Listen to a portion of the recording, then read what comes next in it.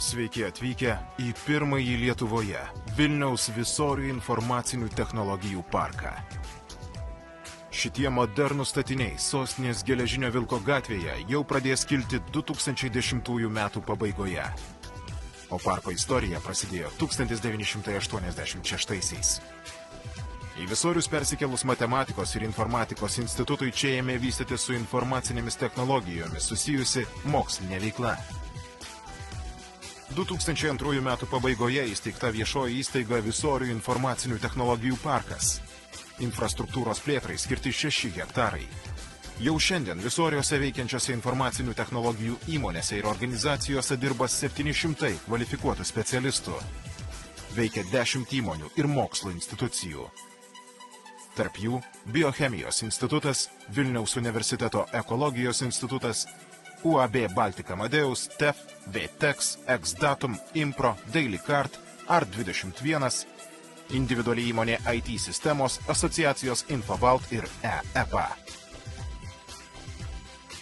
Pernai rudenį Visoriams suteikus valstybei svarbaus ekonominio projekto statusą, į Visorių informacinių technologijų parką pavyko pritraukti dar 3 aukštųjų technologijų bendrovės, kurios čia kurs tyrimų centrus.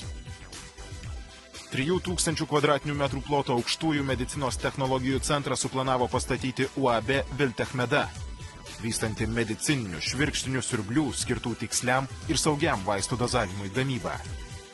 Bendrovės investicijos į centrą sieks 10 milijonų litų. 3,5 tūkstančių kvadratinių metrų ploto mokslinių tyrimų centre 2011 metais įsikurs UAB Biotech Pharma, teikianti naujų technologijų bei biofarmacinių preparatų kūrimo paslaugas. Investicija į naują mokslinių laboratorijų kompleksą sudarys daugiau kaip 48 milijonus litų. UAB Bot Group Visorių informacinių technologijų parke įkurs 10 tūkstančių kvadratinių metrų ploto saulės energijos ir optinių skaitmeninių laikmenų technologijų tyrimų centrą. Bot Group kartu su Vokietijos investuotojais įsteigė 2 kompanijas – Baltic Solar Energy ir Baltic Solar Solutions, kurios čia kartu su UAB Via Solis vystys saulės elementų tyrimus ir eksperimentinę gamybą. Pirmajame pastato aukšte bus sumontuotos 2 bendro 120 MW galingumo celių gamybos linijos. Pirmoji 60 MW linija startuos 2011 metų pabaigoje. Per parą čia bus galima pagaminti 53 tūkstančius, o per metus 19 milijonų celių. Plonyčių kristalo silicio elementų naudojamų saulės baterijų surinkimui. Antroji linija bus paleista 2013 metais.